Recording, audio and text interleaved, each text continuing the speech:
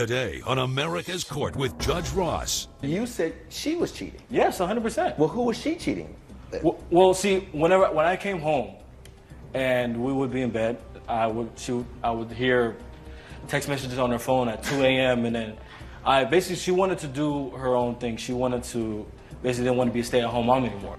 In my courtroom, it's about equity and fairness. You want him to pay $628. Yes, Your Honor. All right, knock my socks off. Justice should be more than just some foreign concept. I actually want you to learn something. The law talks about something may in fact be true, but can they prove it? And that's what's tough. Fair, firm, compassionate. This is America's Court with Judge Ross.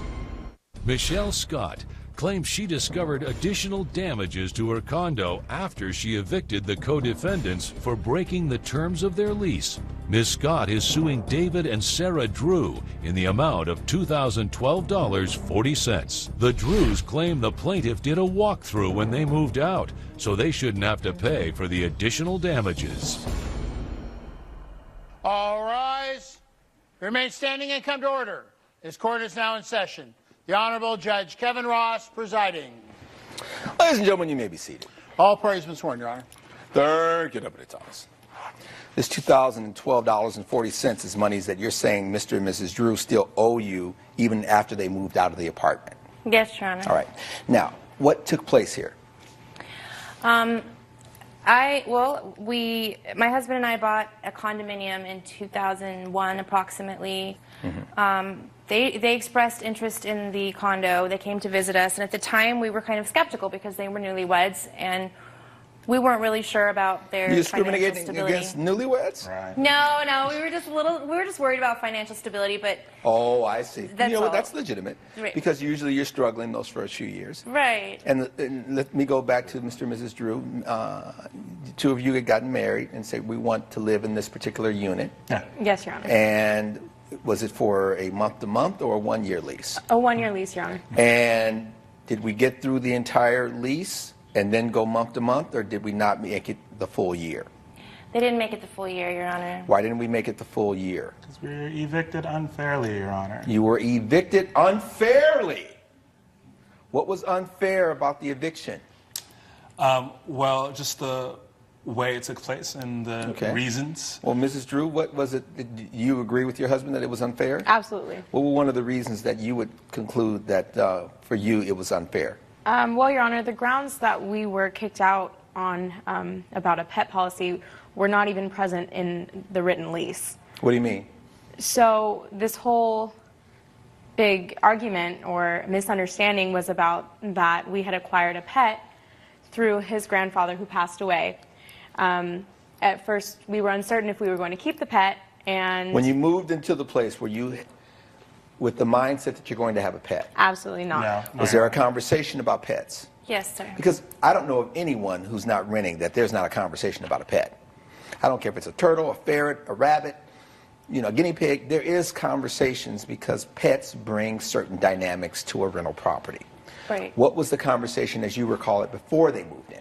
They were curious about the pet policy, and at that time, my husband and I explained to them that they could have a pet if they notified us first, paid a pet deposit, and the pet would have to stay outside, because in this case they were inquiring about possible dogs.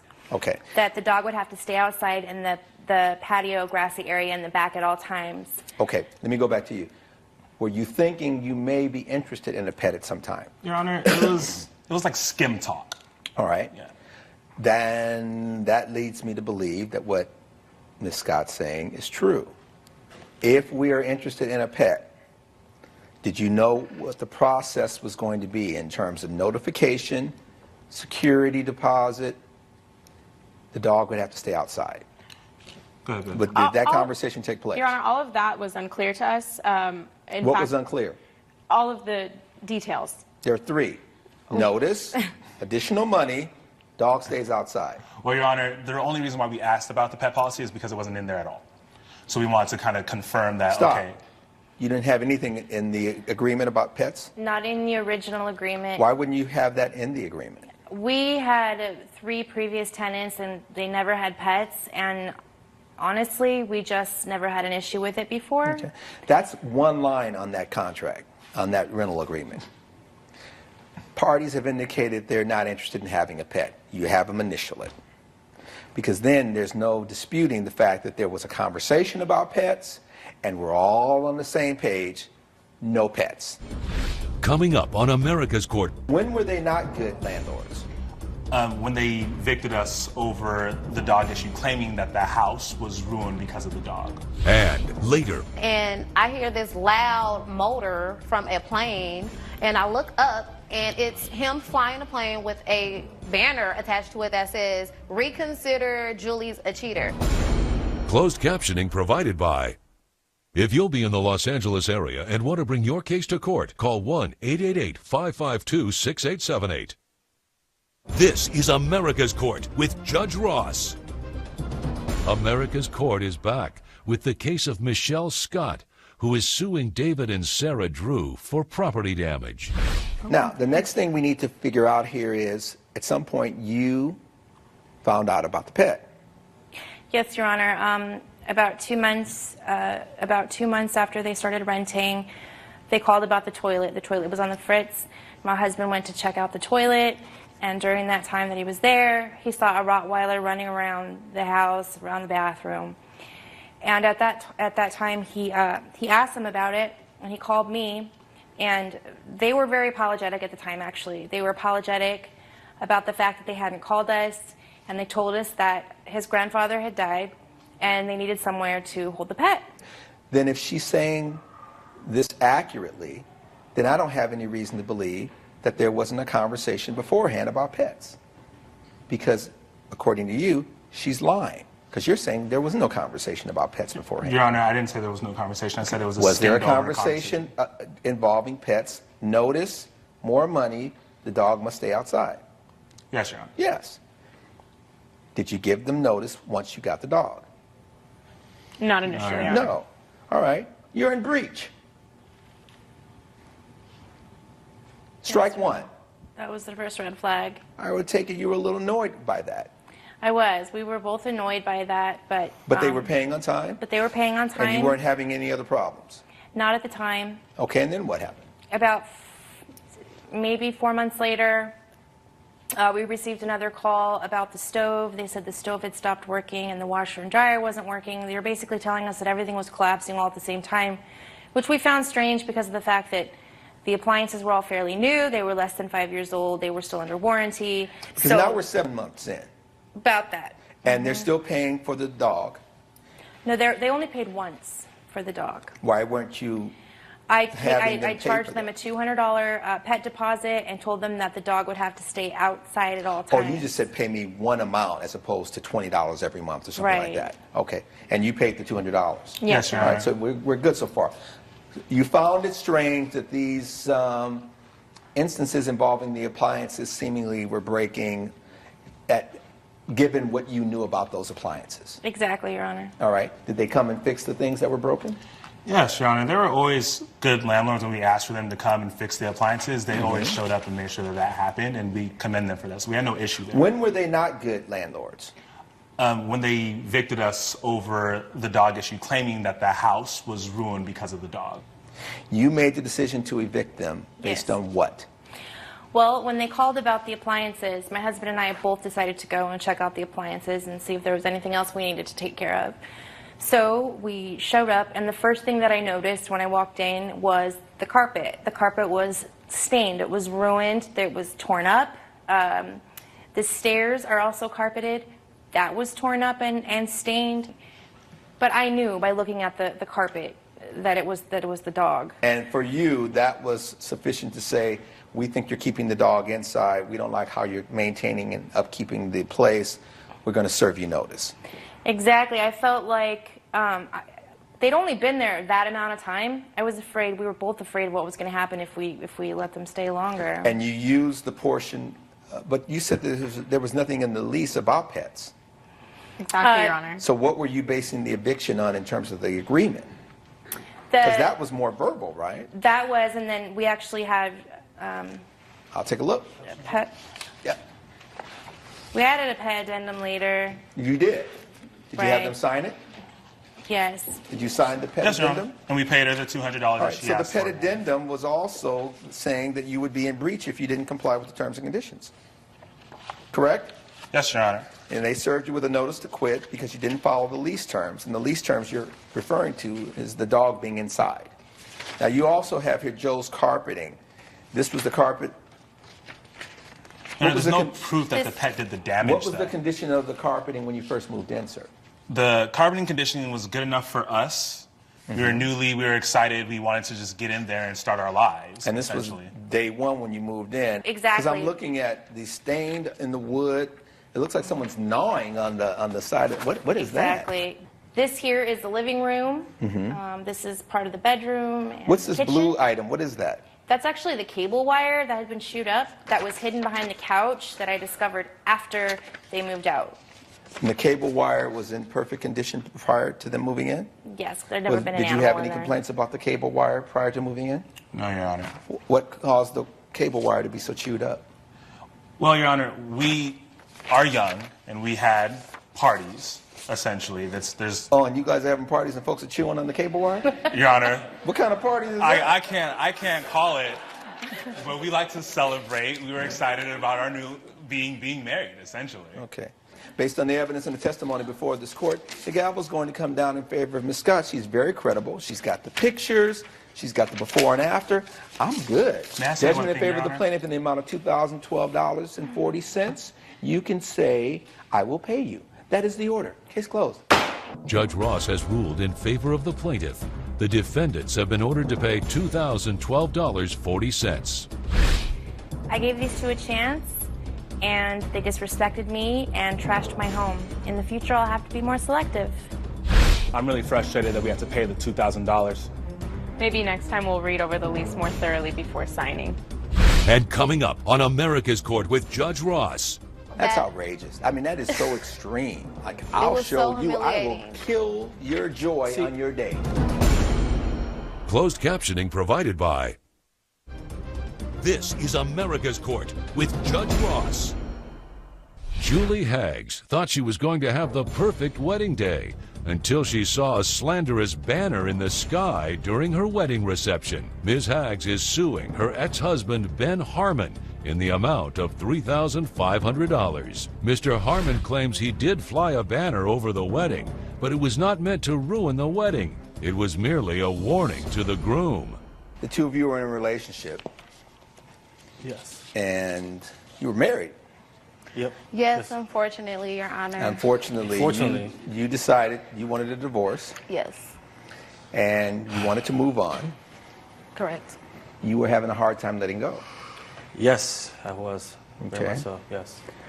If your wife says, I don't want to be married to you anymore, you don't have a choice but to let go. That is true. I don't have a choice anymore, but the circumstance, led to what it was. Right. Let's talk about that circumstance. You were actually getting married to someone else. Correct. He's still fiending over you. Yes. Let's talk about it. So, my husband now, we've been married for 2 years. I started dating him after my divorce was final, but we were friends for a while. The plaintiff... No overlap? No, Your Honor. None? No, none whatsoever. Okay. I respect my marriage, and I did honor my vows. Okay. I don't believe that, but You don't believe that? No. But what do you... Well, let's deal with what you believe. What do you believe took place? Well, I believe she cheated all the way through. Coming up on America's Court. It's 2 a.m. Somebody's texting you at an inappropriate hour. Who was that person? I had a friend. Closed captioning provided by. This is America's Court with Judge Ross.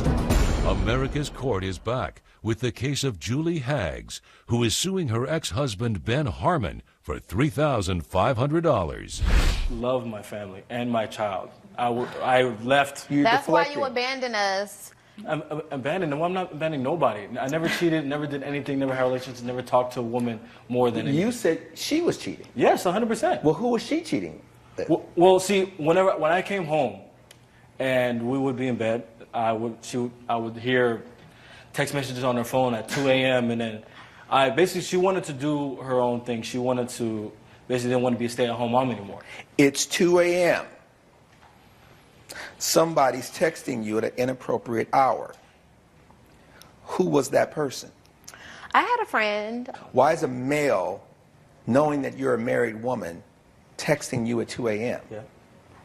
I don't need an amen going. I'm good.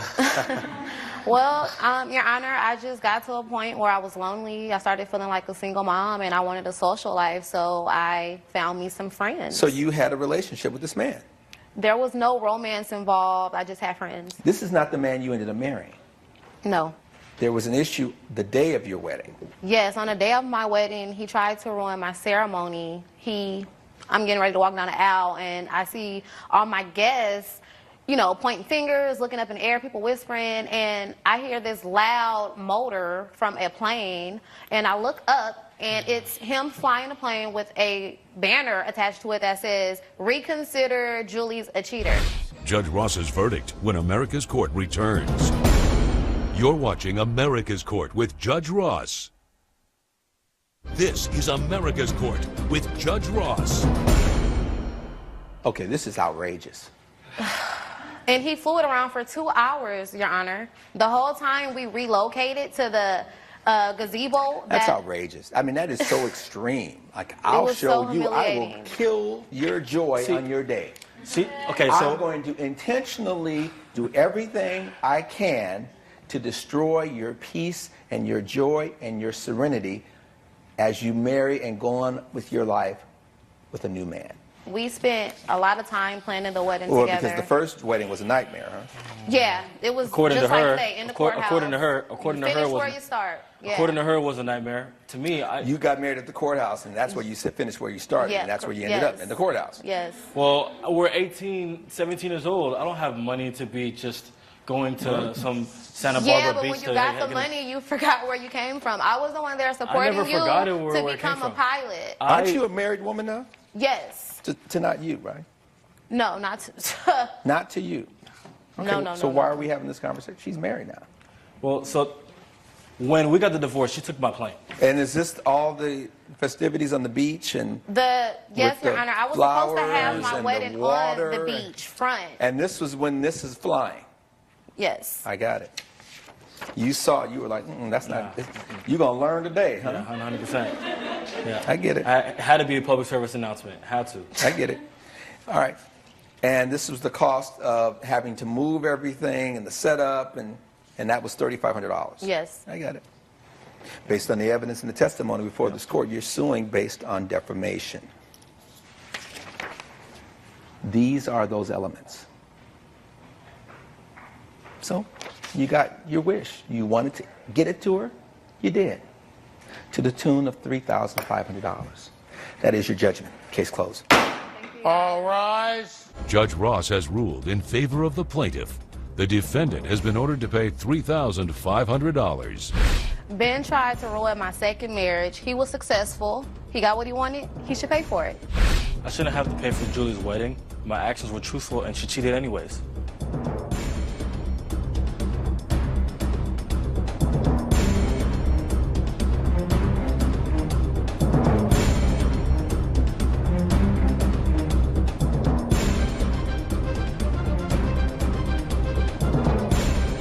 Follow America's Court on Facebook and Twitter. This has been a production of Entertainment Studios.